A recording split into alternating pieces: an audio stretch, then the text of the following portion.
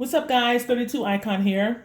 I want to go over a couple of upgrades that you can do to your Glock 19 and so that it will work for you and you don't necessarily have to break the bank. All right, I'll tell you what I did and you may have other suggestions. So, right here we have a Glock 19, and what I did was I have big hands. So, let me give you an idea. So, here's a $10 bill. And if I put the bill at the base of my hand, you kind of get an idea of how big my hands are. All right. So for me, when I pick up a stock Glock, it's very, very uncomfortable. Very uncomfortable. So I bought this.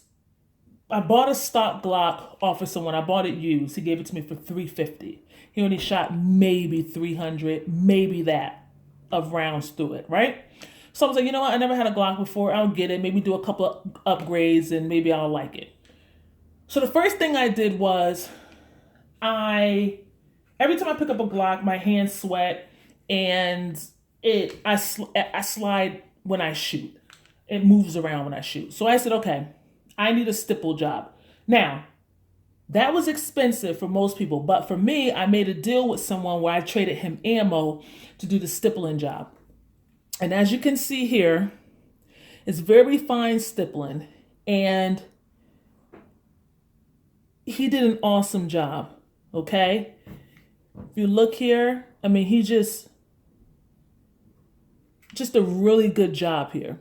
And what he also did was he enhanced the finger groove. So he just made it a little steeper, as you can see, a little steeper. Also, I asked him to do an undercut. So he did an undercut for me here and did another undercut right here. Okay? So if you look at it, you can see undercut here. He enhanced the finger grooves and he did another undercut here. So now when I put my hands or my finger around the firearm, it just fits, okay? Also, he stippled right here so I have something to rest my thumb on, and on this side I have something to remind me that my index finger goes right there. Okay? So again, I'm trying to do it in front of the camera, but I'm getting a really good, as you can see, I have a super good grip. I mean, this is comfortable.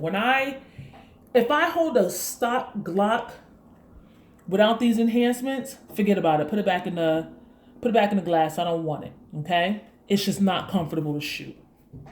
Now, when I purchased this off my friend, it came with a Mariglow sights, which is blacked out back here. I wish it had a tritium back here.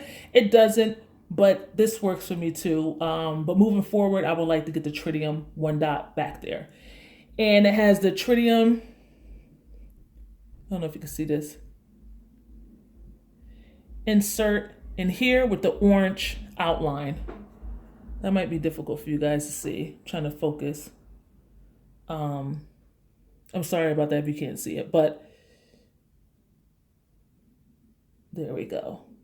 So anyway, that immediately just that's just perfect right there. Okay, so again, most stipple jobs will cost you anywhere between $250, $300, depending on where you go. If you are able to link up with someone and trading and bartering, that's the best way to go. So I bartered for this, and this. All of this stipple work was barter.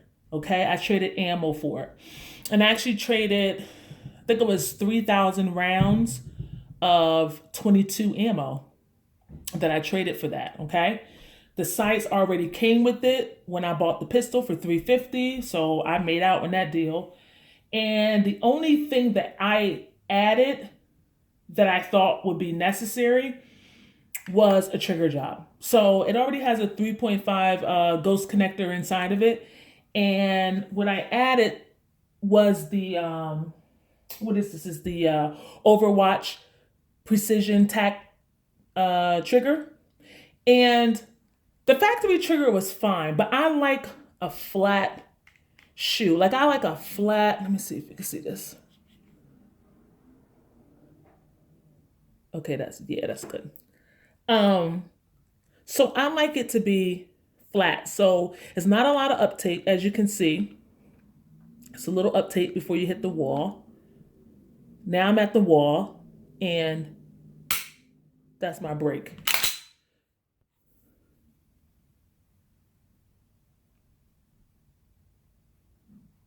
and my reset and break. Okay? So again, here we go. So uptake, I'm at the wall, break, reset, break. All right, so I love it. I don't think did I tell you about the Cerakote? So I got another good friend of mine to do the Cerakote work. This gun was a sand color. The guy I bought it from had the frame a sand color and then had the slide like a brown color.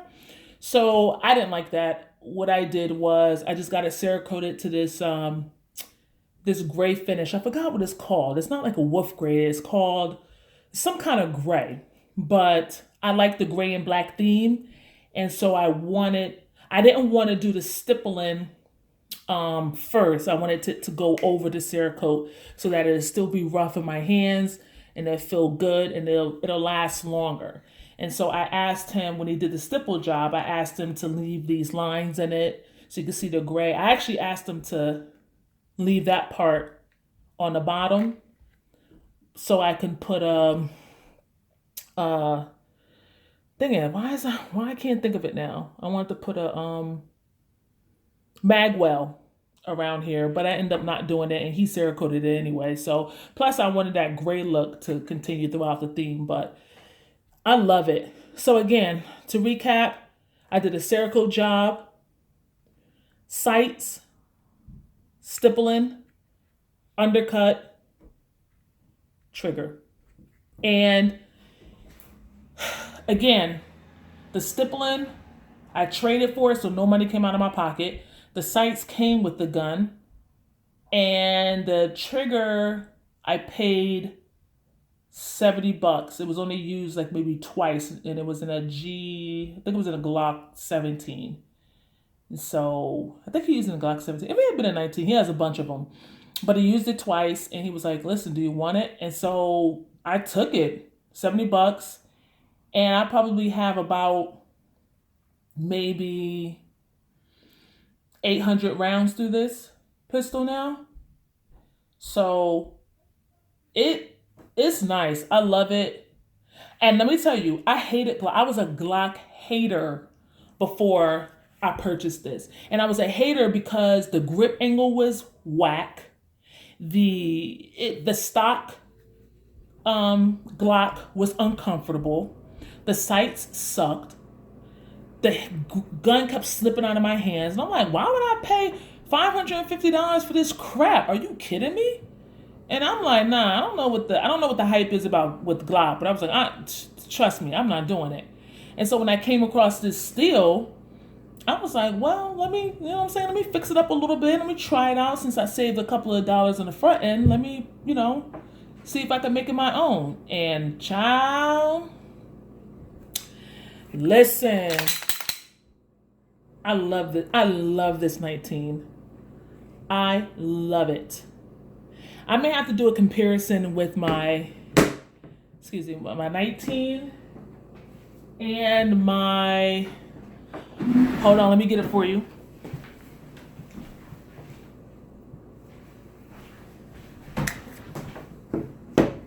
And my M&P 2.0. Because let me tell you,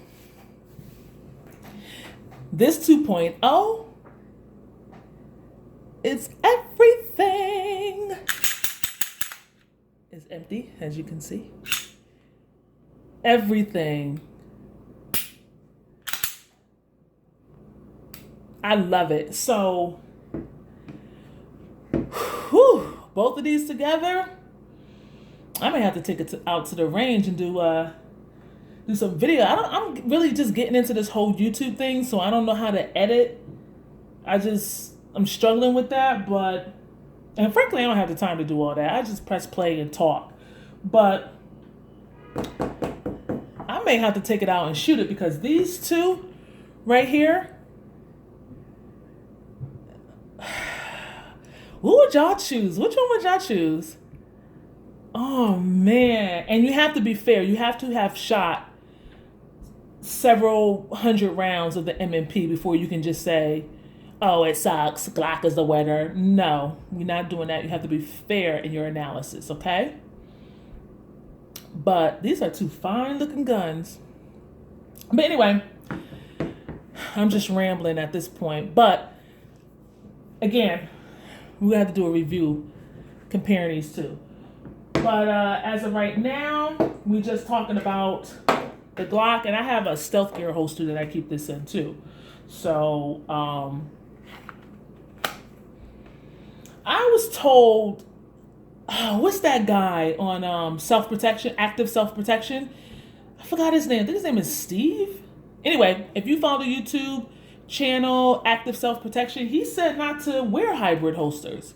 I was a little sad when he said that, because I just bought this several months ago and it's perfect, but he made some valid points on why we shouldn't wear hybrids, just only Kydex. But anyway, I wear it in this, and I'm going to be getting a new Kydex only, no hybrid for this. So anyway, I hope you guys enjoyed this video, and let me know your thoughts in the comment section, okay? If you like this video, please don't forget to thumbs up. Please subscribe. Let me know your thoughts, and I'll talk to you next time. Peace.